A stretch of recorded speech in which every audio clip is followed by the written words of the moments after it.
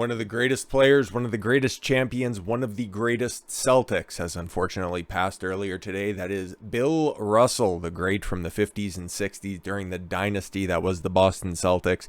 One of the men who really broke a bunch of glass ceilings that was down there during that time. And luckily for him, he got to live a very long life. And he got to see the ups and downs, the ins and outs of the NBA community. And it's a great loss, even though, yes, he did get to live to be 88 years old. And that's a tremendous accomplishment in and of itself.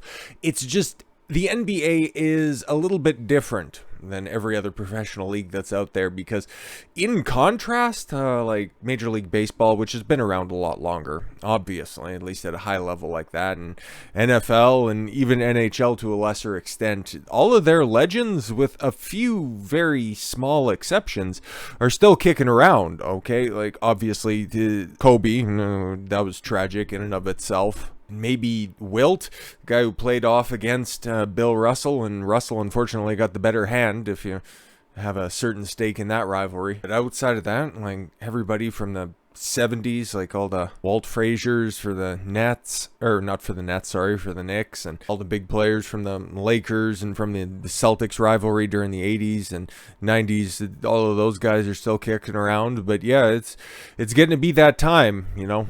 Next one to fall is probably most likely Kareem. Not wishing it on anybody, but you know what, hey, that's just life, really. But I'm to give the man his flowers, because he more than deserves them. He was a legendary figure if you weren't in the know already. Basketball community lost an all-time great legend on Sunday as Bill Russell died at age 88, his family announced on Twitter.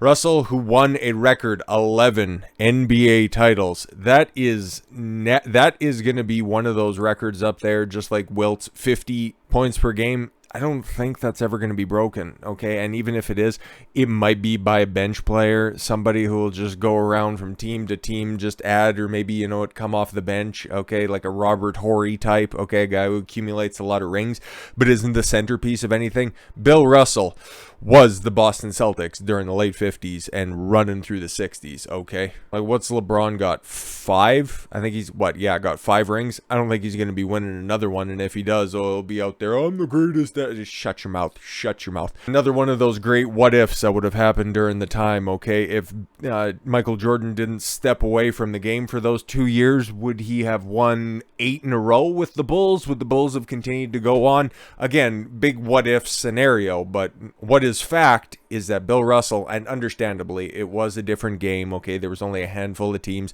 and only a small percentage of those teams were competitive year after year. But take nothing away from him, okay? During the time that he played, 11 championships.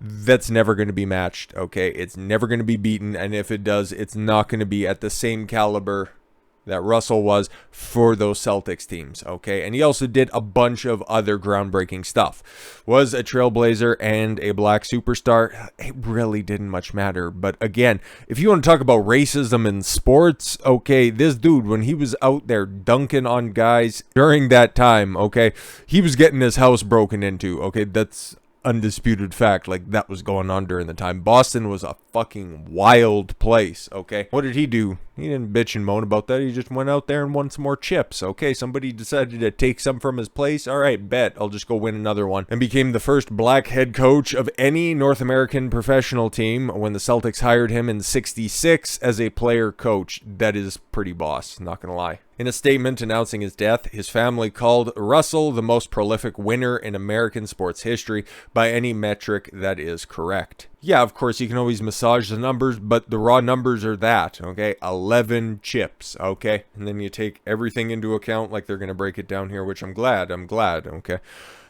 Inducted into the Hall of Fame in 1975. Yeah, back when the Basketball Hall of Fame was something to be heralded. Now you can basically just play in the league for 10 years and you'll get your spot there. It's kind of a joke. Anyways, Russell won 2 NCAA titles at San Francisco, an Olympic gold medalist, and 2 NBA titles as a coach, in addition to his 11 as a player. Yeah, he's got rings for his toes, for Christ's sakes. This dude won everything.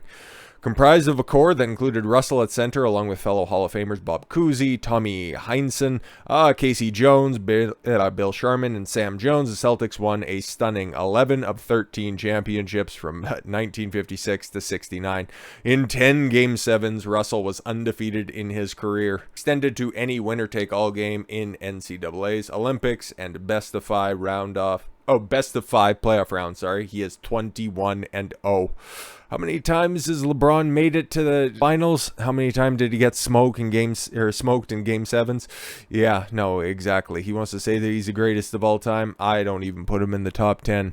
Bill Russell, for sheer hardware, you got to put him in there, okay? He always has been for me, but still, there's the case to be made. All the hardware. He's putting his nuts out there on the table now. Hopefully they got a big old tombstone for him, because this dude has accomplishments for days. Finals MVP award was named after him. Yeah, that was switched up in the early 2000s, and that one's, like, rightly so. You should be doing that, okay? I like that change. That was one thing that the NBA has done recently, within the past 20 years, that I actually appreciate. And Russell was often the one to hand it out. Yeah, no, exactly. All the way up until he was practically infirmed. Okay, probably all the way up until 2020. He was still going up there just handing over the trophy, because this dude was engaged in the game, and it really is a big loss. And again, that was the rivalry back in the day. I'm 32 years old. I didn't get to see this, go down in real time.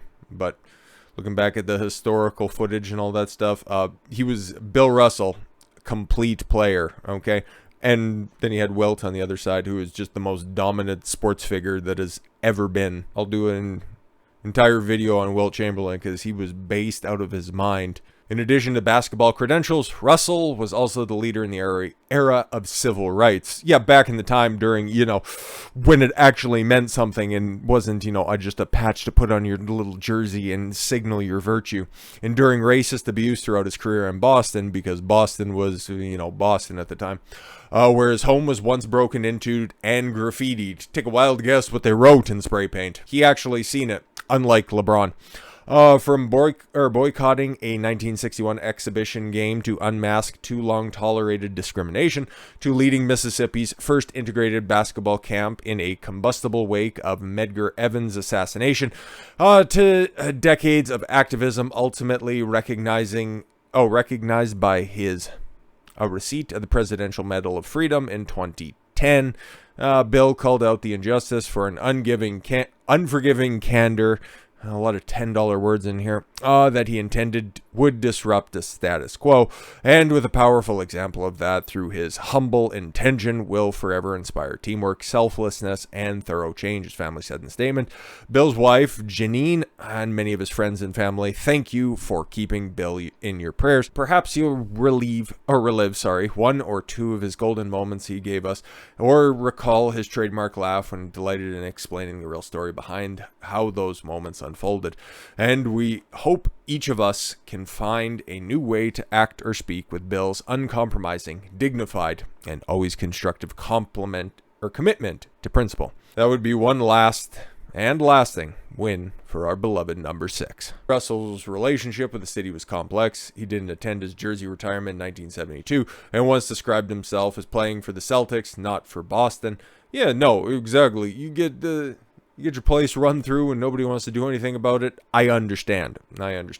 Eventually in 99, the team retired his number in a ceremony which he attended. Fair enough. Bill Russell was the greatest champion in all of team sports. NBA Commissioner Adam Nosferatu Silver said in a statement, countless accolades that were earned during his storied career with the Boston Celtics, including a record 11 championships and 5 MVP awards. Yeah, if the hardware case wasn't full enough. Only begin to tell the story of Bill's immense impact on our league and broader society.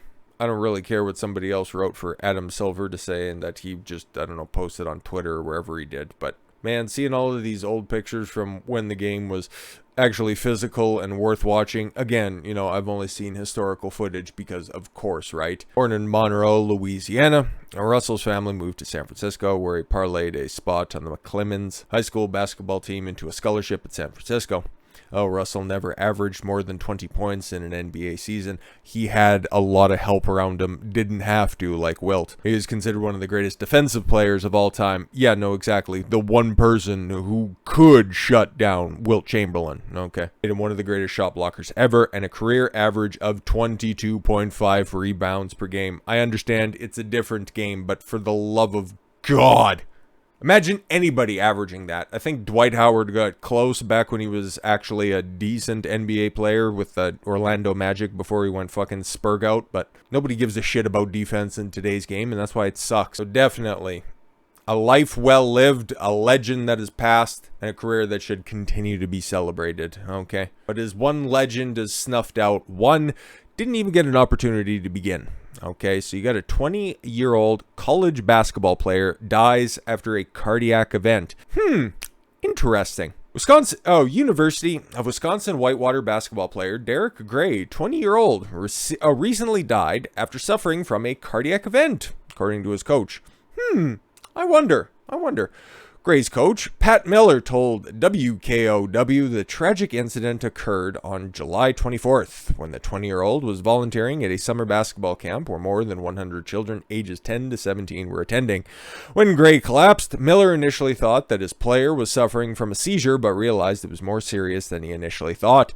It was a very surreal situation when you're thinking, okay, he's going to be all right, and then you're very scared, and you can no longer, and the longer it went, it became more apparent that it was extraordinarily serious. The camp attendees were escorted out of the building as Gray was being treated by first responders. Yeah, but his heart done blew up, which is a very common and normal thing for a healthy, active basketball player in his, well, not even in his 20s, just got to his 20s. University of Wisconsin-Whitewater Warhawks Athletic Department released a statement on social media mourning the passing of Gray. Warhawk Nation mourns the loss of Derek Gray, a student-athlete to the Warhawk men's basketball team who passed away unexpectedly on July 24th, 2022, playing the game he loved. Well, helping with a camp. Close.